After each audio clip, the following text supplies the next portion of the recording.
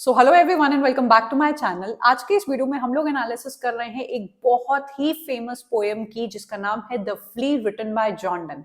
जब भी love poems के बारे में बात की जाती है तो द फ्ली का नाम बहुत ही ऊपर आता है, बिकॉज आपको देखने को मिलेगा किस तरीके से इसमें जो बिलवड है अपनी लवर को प्यार करने के लिए मनाता रहता है।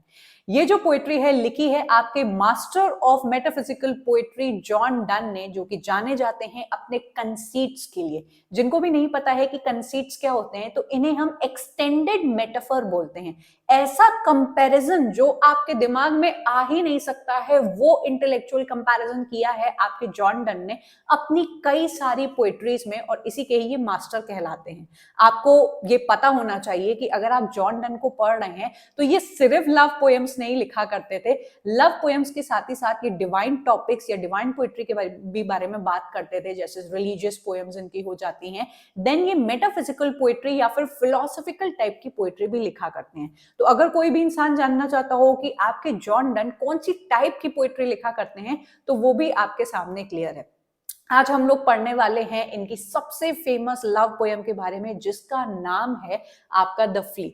इसको बोलते हैं सेडक्शन पोएम, मतलब एक बहुत ही प्लेफुल सेडक्शन पोएम या फिर इरोटिक आप इस पोएम को बोल सकते हैं, बिकॉज इसमें जिस तरीके से बिलवड जो एक्सटेंडेड मेटाफर का यूज करता है इस फ्ली, यहाँ पर जो आपको फ्ली आप मक्खी बोल सकते हैं या फिर एक ऐसा कीड़ा बोल सकते हैं जो इंसान के शरीर से खून को सक करता है, उसको इस तरीके से इन्होंने सिंबलाइज किया है कि आपके बिल्कुल होश उड़ जाने वाले हैं। तो आइए हम लोग स्टार्ट करते हैं एंड बहुत ही अच्छी तरीके से समझते हैं आपकी इस पोएट्री को, द फ्ली। इस पोएट्री की शुरुआत होती है आपके पहले स्टैंजा से, जो कहती है mark but this flea and mark in this how little that which thou deniest me is. कहने का मतलब कि ध्यान से देखो इस मक्खी को, और इस बात को भी तुम ध्यान से देखो कि मैं जो तुमसे डिमांड कर रहा हूं, जो मांग रहा हूं, और जो तुम मुझे नहीं दे रही हो वो कितना छोटा है। How little that which thou deniest me is, it sucked me first and now sucks thee, and in this flea our two bloods mingled be।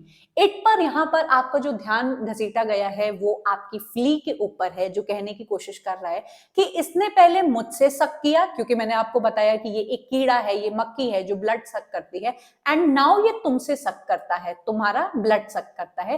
And in this flea our two bloods mingled be, and क्योंकि इसने मेरा blood सक किया, इसने तुम्हारा blood सक किया, तो अब इस मक्खी के अंदर, इस फ्ली के अंदर हम दोनों के जो ब्लड्स हैं वो मिल चुके हैं, उनका यूनियन हो चुका है। अगले स्टैंजा की जो लाइन्स है वो आपसे कहती हैं, thou knowest that this cannot be said, a sin nor shame nor loss of maidenhead। तुम ये बात जानती हो कि इस ब्लड का मिलना, हमारा जो यूनियन हुआ है इस मक्खी के अंदर, उससे ना ही कोई पाप हुआ है, ना ही कोई शर्म की ये बात है, और जिससे ना ही तुम्हारी वर्जिनिटी का लॉस हुआ है। ये जो मक्खी कर सकती है वो तुमने मुझे करने के लिए मना किया हुआ है। और देखो इस मक्खी को कि किस तरीके से, and pampered swells with one blood made of two, हम दोनों के शरीर से ब्लड को सक करके इसका शरीर किस तरीके से फूल गया है। आप सबने इस इमेजरी को देखा होगा कि जब मच्छर हम लोग का खून पीता है तो इतना कभी कभी वो खून पी लेता है कि वो मोटा हो जाता है, वो स्वेल हो जाता है। तो यहाँ पर भी वही बात बोली गई है कि जो फ्ली है जिसने इन दोनों की बॉडी से ब्लड को सक किया है, एंड ब्लड को सक करने को ये सिंबलाइज कर रहे हैं कि उसने तुम्हें चखा है, तुम्हें चखने के बाद देखो ये किस तरीके से स्वेल हो गया है। And this alas is more than we do, मतलब कि यहाँ पर सिंबलाइज करते हुए आपको दिखाया गया है कि वो फ्ली जो कर सकती है वो तुमने मुझे करने को नहीं दिया है। जो चीज ये फ्ली कर पा रही है वो तुम मुझे अलाउ नहीं कर रही हो। एंड होता है आपका यहाँ पे स्टैंजा नंबर 1, और स्टैंजा नंबर 1 से हम लोग को एक चीज तो क्लियर हो गई है कि फ्ली को, जो मक्खी है, उसको सिंबल ऑफ यूनियन की तरह दिखाया गया है। यहाँ पर जो स्पीकर है वो आर्ग्यू करता है एक फिजिकल एक्ट ऑफ इंटीमेसी के लिए। भाई हम लोग को इतना तो पढ़ के समझ आ गया है कि ये किस टाइप के यूनियन के बारे में बात कर रहा है, जब एक मक्खी ने इनके शरीर से, इसके शरीर से ब्लड पिया, देन इसकी बिलवड के शरीर से ब्लड पिया, तो इन दोनों के मिक्स होने को सिंबलाइज कर रहे हैं ये एज अ यूनियन, कि देखो हम दोनों के ब्लड को पीकर इसका यूनियन, इसका मिलन हो चुका है, वो मिलन जो तुम मुझे करने नहीं दे रही हो।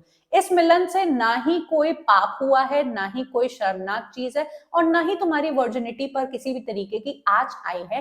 एंड इसी वजह से ये आगे भी बोलेंगे कि कोई भी ऑब्जेक्शन तुम्हें नहीं होना चाहिए हमारे भी मिलन से। सेकंड स्टैंजा जैसे ही स्टार्ट होता है, यहां पर ये कहते हैं, ओ stay, 3 lives and 1 flea spare, where we almost nay more than married are। यहां पर आपको अचानक से ये बोलते हुए स्पीकर दिखाई देंगे कि रुको, उस जो फ्ली की जान है उसको बख्श दो, क्योंकि इस फ्ली के अंदर अब हम लोग का भी खून है। एंड ऑलमोस्ट ये जो फ्ली है वो हम लोग के मैरिज बेड को शो करता है, मैरिज टेम्पल को शो करता है।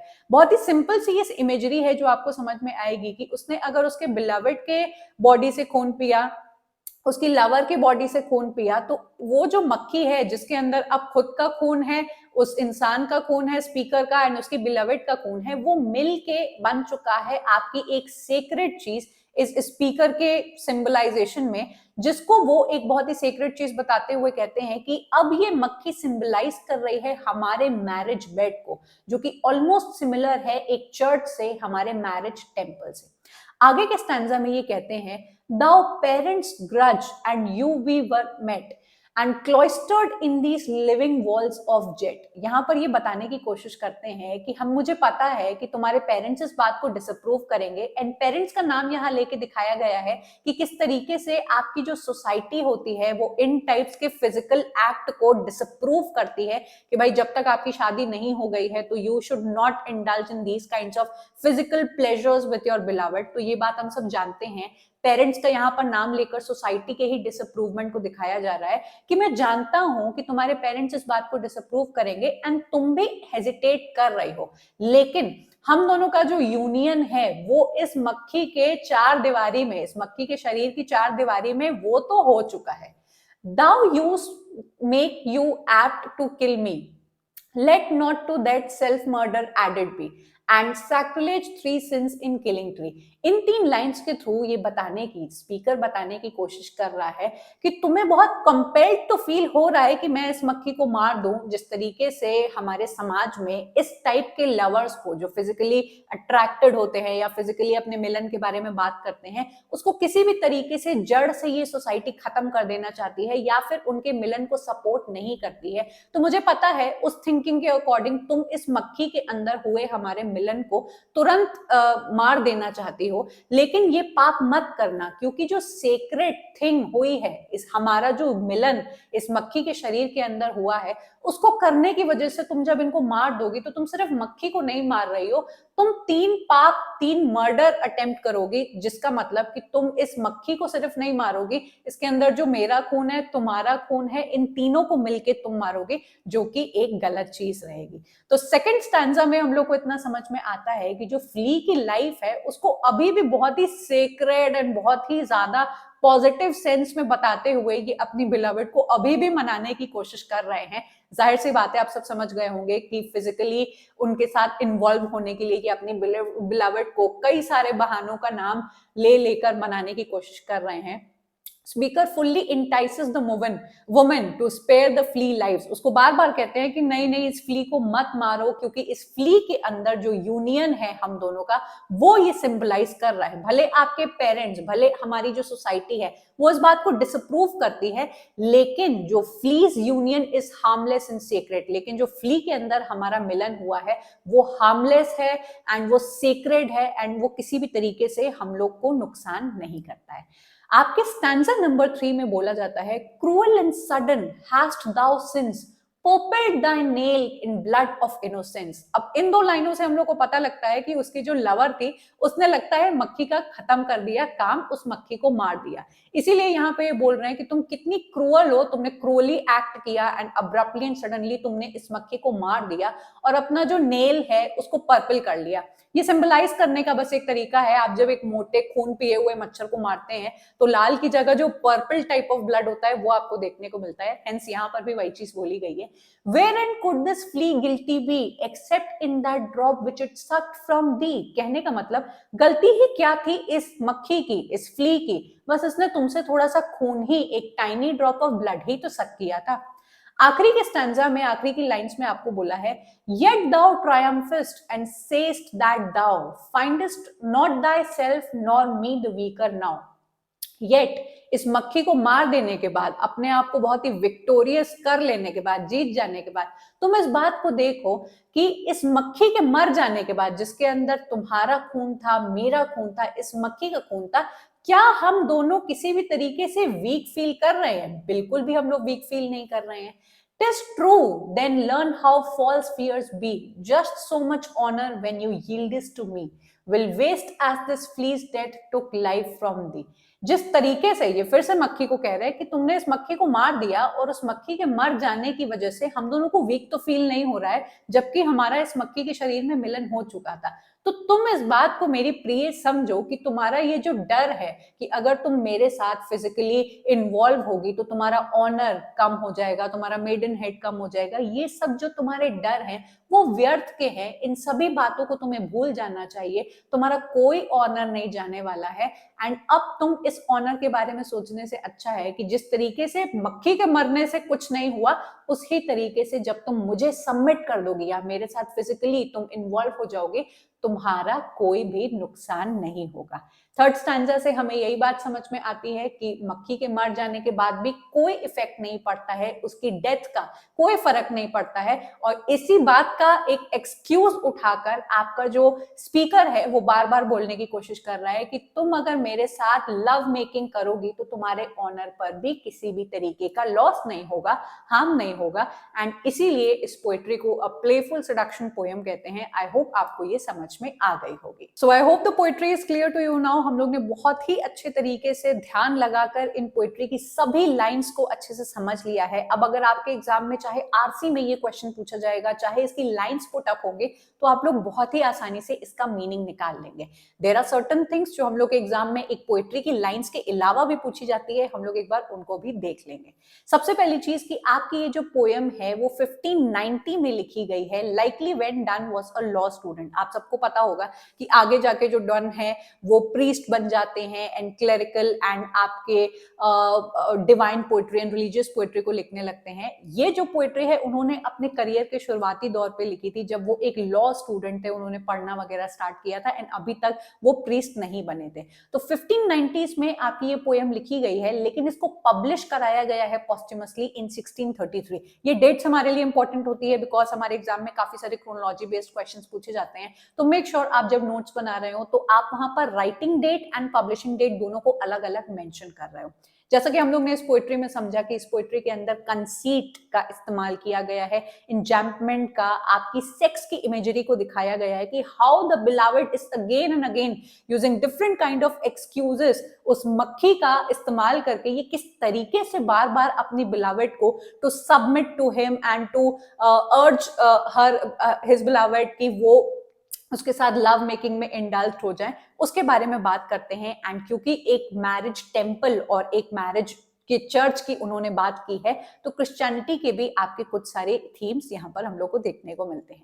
नेक्स्ट अप इसका जो स्ट्रक्चर है वो आपके लिए सबसे ज्यादा इंपॉर्टेंट है. ये जो पोएट्री है एक ड्रामेटिक मोनोलॉग फॉर्मेट में लिखी गई है. ड्रामेटिक मोनोलॉग एक ऐसी टेक्निक होती है, मोस्टली हम लोग पोएट्री में देखते हैं, जहां पर एक स्पीकर होता है जो अपनी बात को बोलता चला जाता है and there is always a silent listener.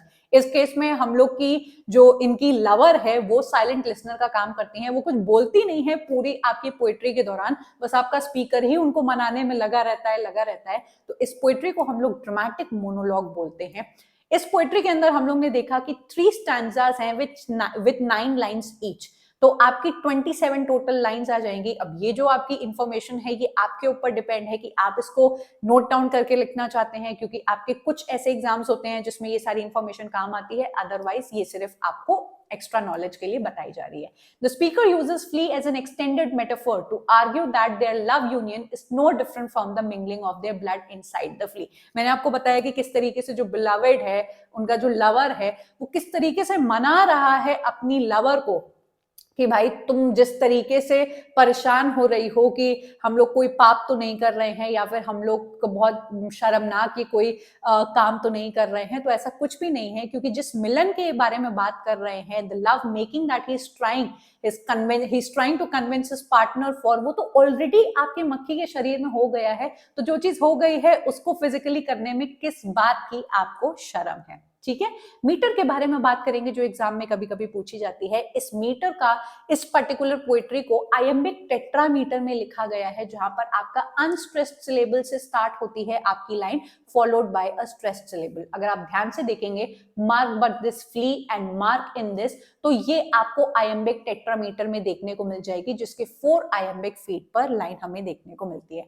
Lastly, इस पर्टिकुलर आपकी जो लाइंस है, जो मैंने आपको बताई 27 लाइंस हैं, 3 स्टैंजाज हैं, एंड आपकी एक एक स्टैंजा के अंदर 9 लाइंस आपको देखने को मिलती है। उसका जो राइम स्कीम है वो यहाँ पर मेंशन्ड है। आपको लर्न करने की इसको जरूरत नहीं है, ऐसा कभी भी पूछा तो नहीं जाएगा, लेकिन क्योंकि ये इंपॉर्टेंट पोएम्स हैं, अगर आप नोट्स बना रहे हो या कोई भी मास्टर्स का स्टूडेंट देख रहा है जो अपने आंसर में इसको लिखना चाहता है, तो ये सब इंफॉर्मेशन आपके बहुत ज्यादा यूज में आ जाएगी कि ये है इसका राइम स्कीम, जिसमें जो स्टार्टिंग लाइंस है वो कपलेट है, एंड देन आपकी जो थर्ड लाइन है वो एक दूसरे राइम को लेकर आ जाती है। So this was the entire poem. अगर आपको इसके क्वेश्चंस लगाने हैं तो आप स्ट्रेट सेक्शन वाइज क्वेश्चंस में लगा के मतलब जाकर लगा सकते हैं ब्रिटिश लिटरेचर के अंदर। एंड अगर आपको ये वीडियो अच्छा लगा तो आपको मेरे पेड कोर्सेज भी अच्छे लगेंगे, जहां पर मैं इसी आसान भाषा में आपको डिफिकल्ट कॉन्सेप्ट्स को पढ़ाती हूँ। Do let me know your feedback कि आज की पोएट्री को पढ़ के कितना अच्छा लगा आपको, और नेक्स्ट आप कौन सी पोएट्री इसी तरीके से एनालिसिस करते हुए देखना चाहेंगे। I am going to take your leave and I am going to meet you up next in yet another video. Up till then, bye and take care.